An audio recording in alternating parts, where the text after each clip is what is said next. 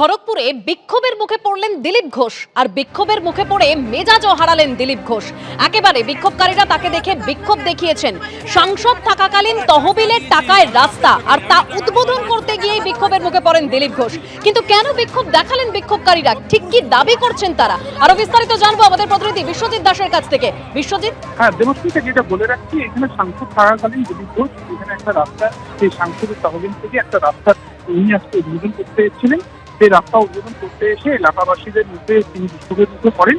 এলাকাবাসীদের যেটা দাবি, যখন এই রাস্তা খারাপ ছিল তখন দিলীপ ঘোষকে বলা হয়েছিল, কিন্তু দিলীপ ঘোষ এখানে এসে একবারও রাস্তা দেখতে আসেন। কিন্তু রাস্তা হয়ে যাবার পরেই তিনি এখানে উদ্বোধন করতে এসেছেন।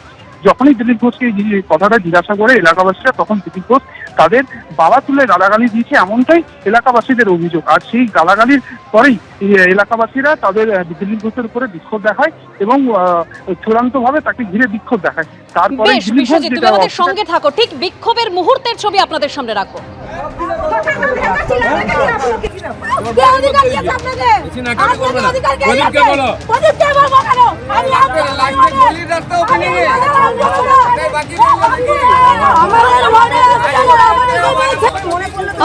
আমাদের প্রতিনিধি বিশ্বজিৎ দাস রয়েছেন আমাদের সঙ্গে টেলিফোন লাইনে। বিশ্বজিৎ, যে ছবি আমরা দেখতে পেলাম যে দিলীপ ঘোষ তিনি একেবারে মেজাজ হারালেন এবং তিনি বলছেন যে সবাই তৃণমূল।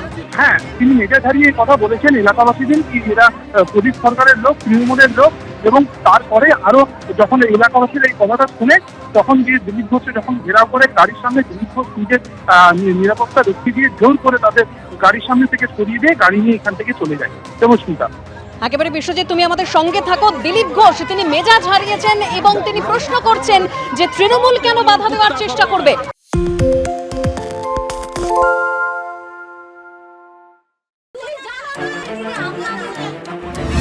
বাংলা চেঁচামেচি চায় না, বাংলা খবর চায়। বাংলা খবর, বাংলার খবর। আরে চাটা দে। এই আমার একটা চা দেন। কি হলো আমারটা? বাংলা পক্ষপাত চায় না, বাংলা খবর চায়। বাংলা খবর, বাংলার খবর। সত্য অন্তহীন, সত্যের খোঁজও তাই, সত্য সন্ধানে তাই আমরা অক্লান্ত, অকুতভয়। এবিপি আনন্দ নতুন ভাবনার প্রতীক, যা মনে মুক্ত, তথ্যে যুক্ত এবং যাবতীয় সীমানার বাঁধন থেকে মুক্ত। সীমা না শব্দটির মধ্যে লুকিয়ে আছে মানা শব্দটি, যেন চোখ রাঙানি এক অদৃশ্য বেড়াজাল, যা আটকে রাখে আমাদের এক ছোট্ট গণ্ডির মধ্যে। একমাত্র সঠিক খবরই গড়ে তুলবে এক মুক্ত সমাজ।